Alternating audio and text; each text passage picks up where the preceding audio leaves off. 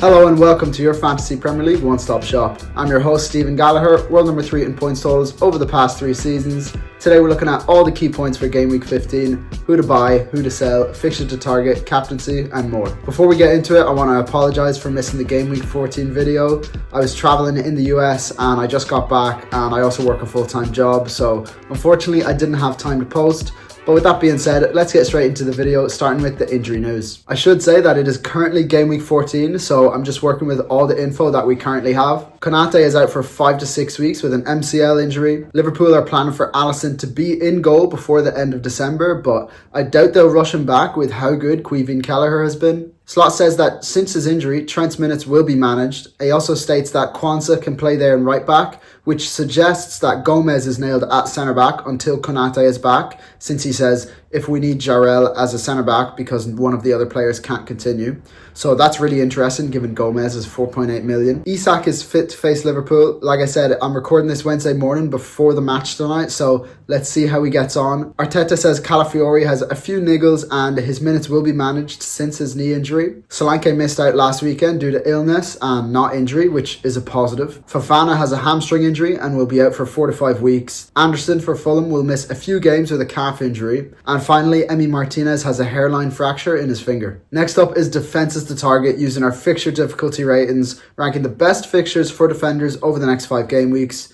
We also have the club's defensive strength in the far right column, so we can compare their fixture difficulty to their defensive rating and get a more holistic view of the best options for this fixture run. Top of the rankings is Arsenal. The fixtures are great and their defence is starting to show signs of the Arsenal defence from last season. They did concede 2 to West Ham at home, but Gabriel came away with a 9-pointer from a goal and an assist for getting a penalty. He's the one to go for from the Arsenal defence, and if you already have him, then you can also look to double up with this man, Yuri Timber. He's been playing really well in the absence of Ben White, connecting really well with Saka and Odegaard down that right flank. He looks to have nailed down that spot until Ben White returns, and even then he could be giving Ben White some competition with how well he's been playing.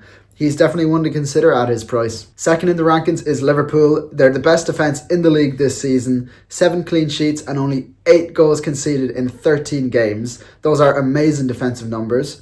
And their upcoming fixtures look really nice from a defensive point of view. Virgil and Trent are the 2 best picks for me.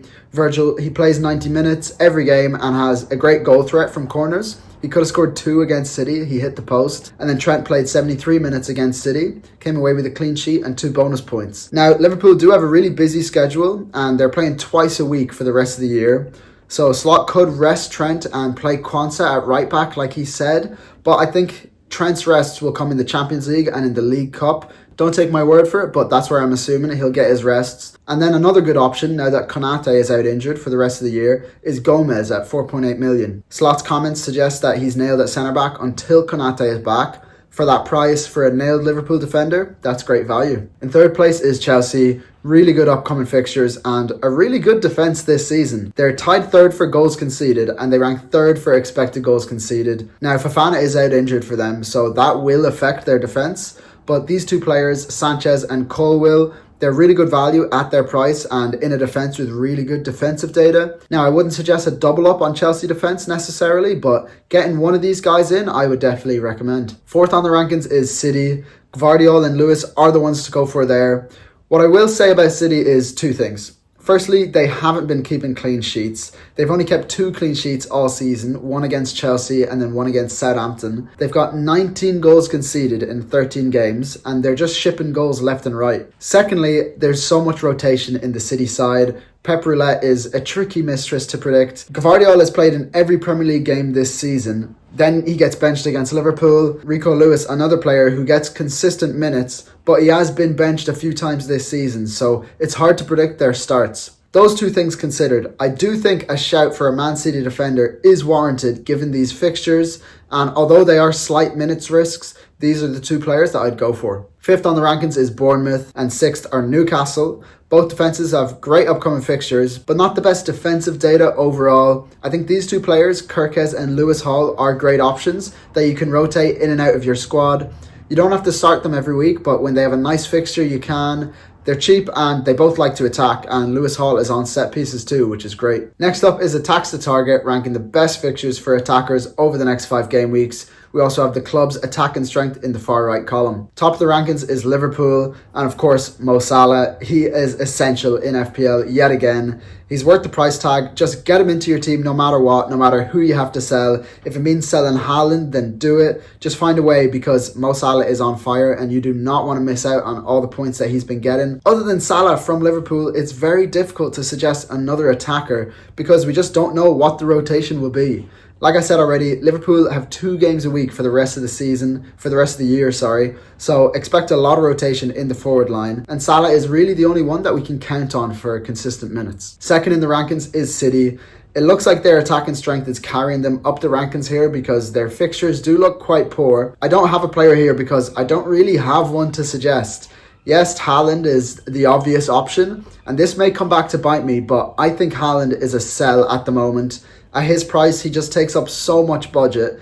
And for me, he's not even top 3 assets in the game right now when you consider price and fixtures and data. Salah, Palmer and Saka are ahead of him in that regard for me. Then other than Haaland, there's no obvious choice in terms of a City attacker. I think they're in a void for now until they get out of this rut. Third on the rankings is Bournemouth. Their fixtures look decent and their attack has been really good. They're ranked 5th in the league for expected goals, more than Arsenal and Brentford, which is crazy since they've been scoring so many goals. Bournemouth have a lot of great budget options and Semenyo is the one for me. I know Kluivert will be on everyone's radar after he scored 3 penalties there.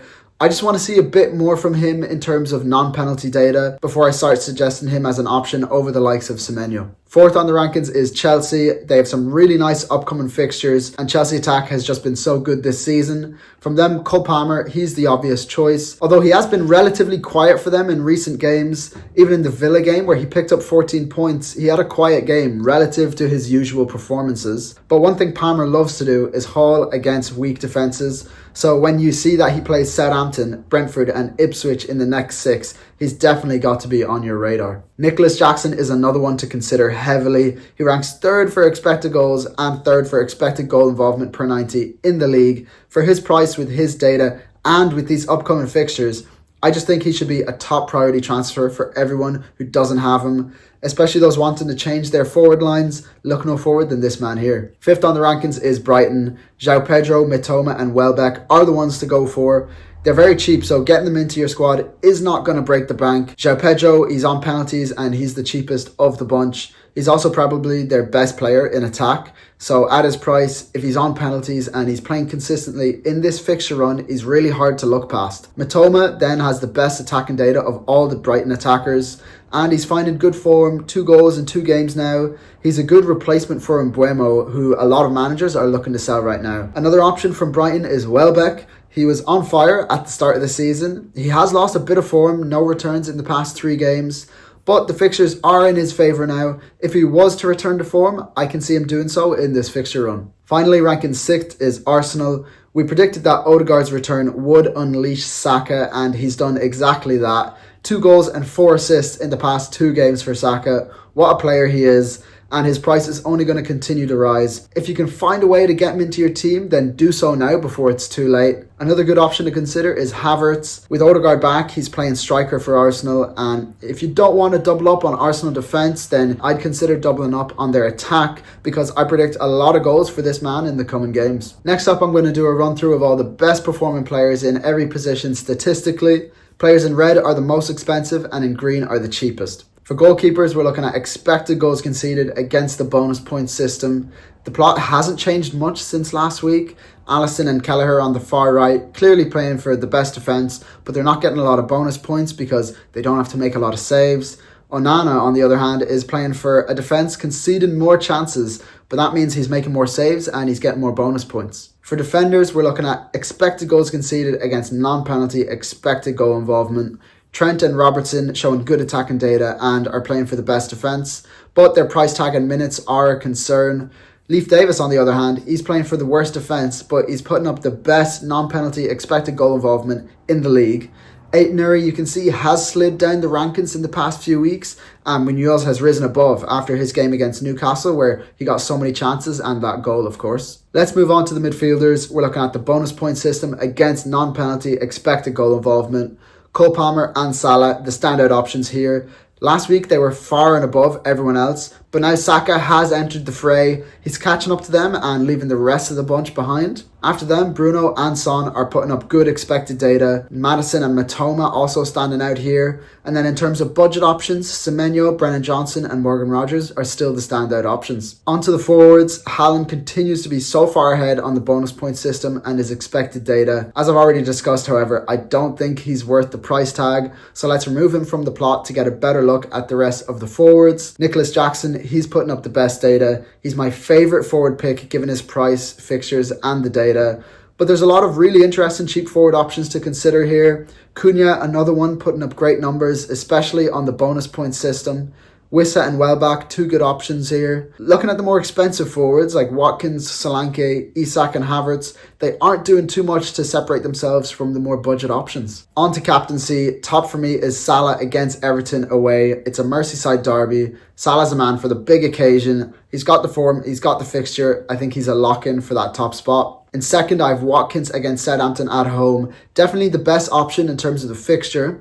Watkins can do damage against this Southampton side, who are really struggling at the moment. In third, I have Haaland against Crystal Palace away. He keeps getting chances, and it's only a matter of time before he starts converting these chances.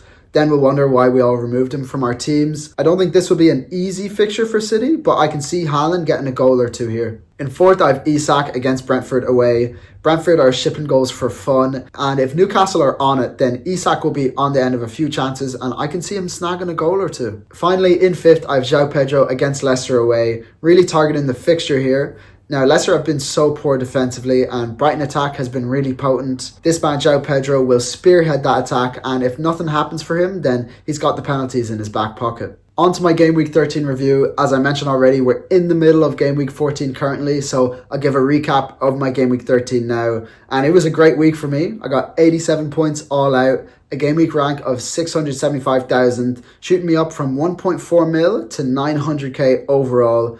Salah, Saka and Palmer absolutely carrying here, and Triple Chelsea also did me wonders this week. Gabriel with a goal and an assist was amazing, but the week could have been better. Lewis Hall had his clean sheet wiped in the 94th minute, which was sickening, and then Isak also went off injured in the 20th minute, so that was disappointing, but you can't win them all. Let's look at my plans for Game Week 15. Before we do my Game Week 15 plans, if you follow me on Twitter, you will have seen that for Game Week 14, I did Konate to Gomez for my transfer. Pretty much a like-for-like swap, one Liverpool centre-back for another.